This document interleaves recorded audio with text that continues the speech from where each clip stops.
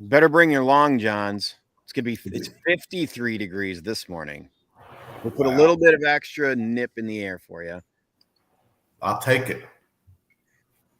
And bring your Fred Solo cups because we don't have any in Minnesota. Must be a southern thing. It's a southern thing. Y'all ain't sweet tea up there? I don't even know what that is. We have things like orange juice, and you are going to shave though, aren't you? Your wife let you out of the house looking like that? I'm going to trim up a little bit, but you know what they say, what gray hair is splendor. What are we gonna do this week? I tried to grow out some facial hair once, and it was a disaster. And somebody asked me if I was 60 yet. Like 60? I'm not even 50 yet. I wish somebody asked me if I was 60. Well, happy birthday though. Did you have a good birthday? All right. That's good. Thank you. We had a good time. You had a really nice card. I worked hard on that card for you. All right, those tuning in. It is Tuesday the 11th, 3 days away. So I've got the limo is all gassed up and ready to pick you up from the airport, Reggie, on Friday. Hook Agency, an event that you're not going to want to miss.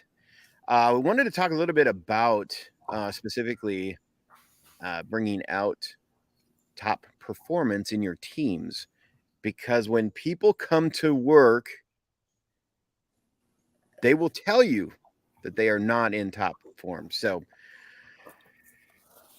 Reggie, what do you want to say about bringing? I think it's an epidemic. I think that in the workplace, underperformance has become status quo. The problem is we're looking in all the same places for different answers. And yet we stay confused in terms of why it appears we have so much yet feel so empty.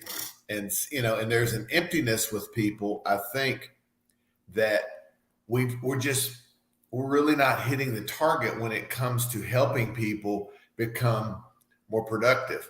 And I'm not just talking about for the sake of work, but I'm talking about their purpose in life.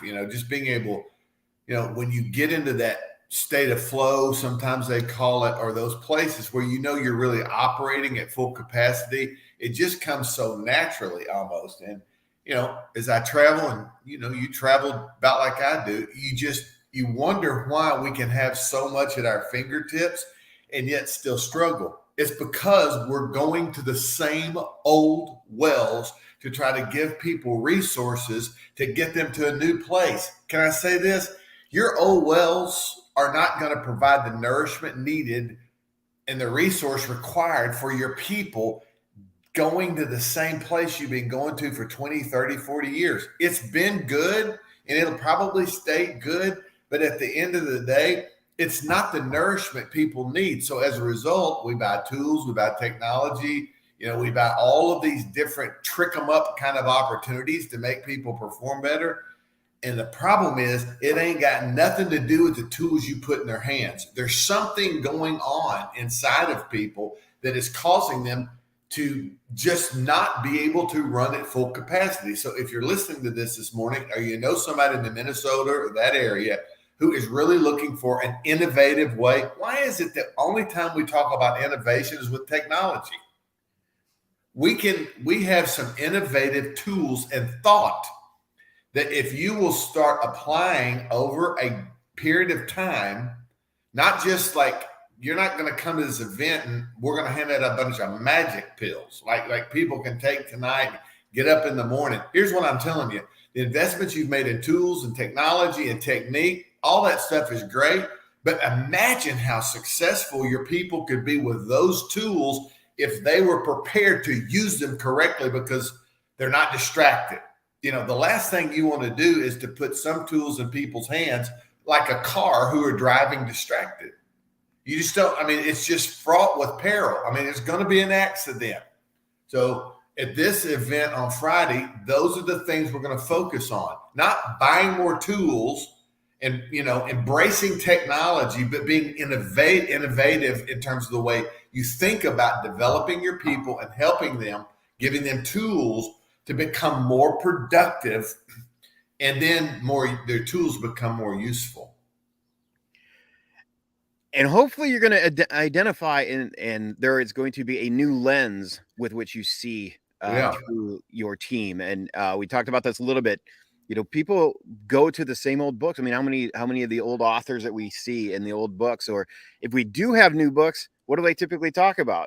They talk about, oh, now you're working with Gen Z, or now you're talking about with these type of people. And we, as people, we try to compartmentalize, identify people, compartmentalize them, and say, oh, well, they're like that.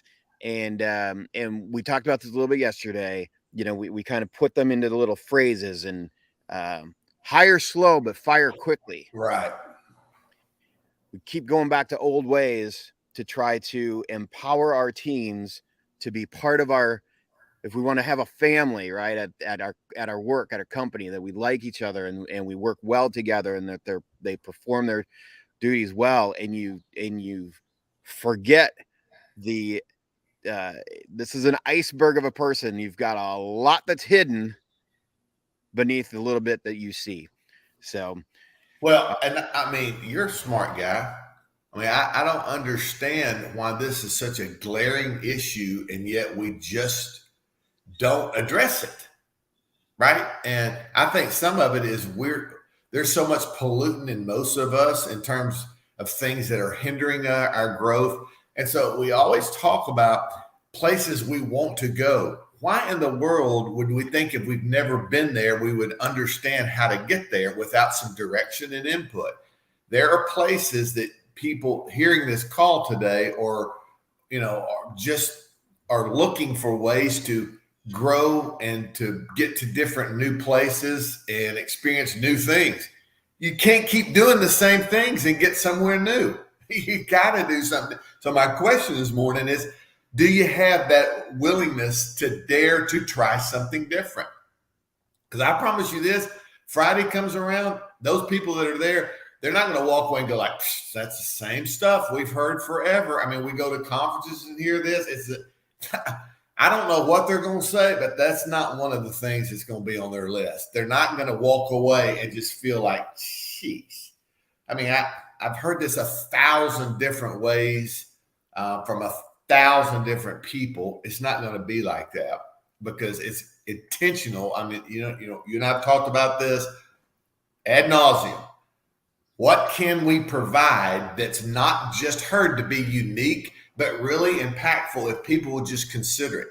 And, that innovation, new innovation of thought and direction and leadership is going to help you get to places that you've not been with the people that you have around you. And you're going to, but it's going to be modicum success of growth. I mean, it's not going to be this like explosion, everything changes in the morning. And that's what we've given up on. We've given up on this notion of hard work over time creates result. We just think hard work, let's do it for 30 minutes and we wake up and everything's good to go. That's not the way this works. And we're going to talk about some of those strategies Friday. You don't want to miss it if you're in that area. If you care about your people, getting better with a different way of thinking. Yeah, we do hear about a lot. Scale it, build your company, and the roofing industry in particular allowed you to do some great things, right? And we've seen the growth of the industry even this year again. And but when you're assembling your team, how do you get that team to stay together and to grow together, continue to have that synergy together to where it's long lasting? And we typically fall back to having to be that big person, to be that lead horse, and you're creating worlds within worlds to try to hold it all together, and then come up with some leadership technique or some book that you've read, and it's kind of compounding one deception on top of another in order to hold the whole thing together, and it's exhausting, right? How do you do that long term? So And And that's the deal. That, it's like I don't want just to invoke some high level of energy that just gets people like, hey, let's go, tomorrow and fix this. It's not like that. The problems that most of us face have a deep root in them, and it just takes time. So here's the other caveat. If you want to show up, one of the things you need to understand is we're going to talk about long-term plays. We're not going to talk about things that like just magically appear or like you can just do something. I've had people tell me this, like, yeah, the stuff you talk about, Reggie, I love, but it's just, I can't go out and use it tomorrow, and so as a result, I need something now. Well, you're always going to need something now until you build something that's better. And it just creates incremental opportunities for you to experience success on a consistent basis. And that's not just selling more roofs or whatever it may be. It's literally about finding a place of equilibrium and being able to stay there and be able to kind of just grow and, incrementally get better. And so, again, this is not a criticism of tools or technology. I'm a big fan of that, though I can't use most of it. The fact is, this is about getting your talent fully functional so that the money you're investing in the tools and the technology can be properly used, and you can actually get out of it not just your tools, but your talent, what you need for a successful business and life. So Friday morning, Minneapolis, 9:00. Hook Agency, Yeah. Kurt Linnington, Yeah. Reggie Brock, and it'll be the best, most efficient and effective use of your time that I can think of. Reach out to Reggie or myself. We definitely want to see you there. I'm excited about it. I know I'm going to be talking about things that I've never said on a Facebook. See, I get to be the boring guy that talks about building codes and you don't have permission for that Friday. No building code. No building codes.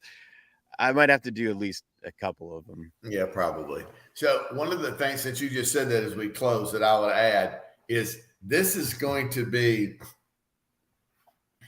there's going to be a lot of vulnerability and rawness that's heard from me, Mike, and I'm certainly Kirk too, but where it's just an opportunity to open up about some personal challenges and dilemmas and the opportunities we've had to kind of overcome them. So I need you to come prepared to be the same. And so and even if you don't verbalize it, there's going to be things that you think that you're going to hear that's going to provoke you. Don't just set them aside. Give them time. Let them set root. And I think you'll see change that you guys have been missing. Friday, we will start promptly at 9:00. I've spoken a lot of conferences like you have. And the thing that annoys me as much as anything is people just can't start on time. I promise you, we starting at 9:00 Friday morning. And then to cap it off, the end of the day, we did add another segment on there because we see so much happening in the MRPs and the DRPs. The managed repair programs, direct repair programs are only continuing to evolve at this point. There's a lot happening, and it's happening much quicker today than it has in the past as well. So we are going to have a few special guests. Lunch will be served. It'll be a great day for you to come. Bring some of your team leaders if you would like. Friday, Hook Agency, and where can they get tickets? Where can they get tickets? Yeah, we will definitely put tickets. Reserve your spot. We'll put a link in the comments of this and every other location this broadcast is on. So, hey, I'll see you in Minnesota tomorrow, and it appears I'm going to need me a dadgum sweatshirt. You're going to, well, I mean, a sweatshirt would probably be for the more robust of heart. You're probably going to need a parka with the full hood and the everything. I want to see it. I want to see the fuzzy hood and long johns. You're gonna need it. I'm 53 degrees today, man. I'm telling you. Yeah, I'm good. All right. I'll see you tomorrow. Yeah.